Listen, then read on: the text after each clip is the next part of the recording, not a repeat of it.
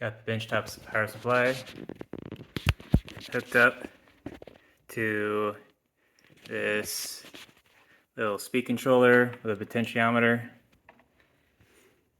on this old alternator that I turned into permanent magnet. So when I turn this up,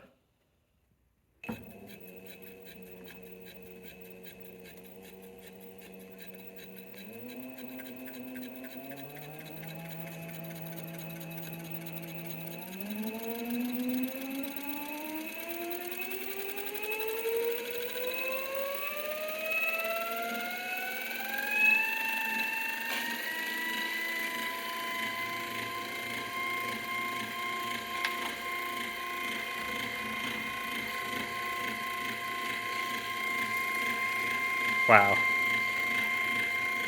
that's awesome. Pulling, let's see, almost 2.5 amps.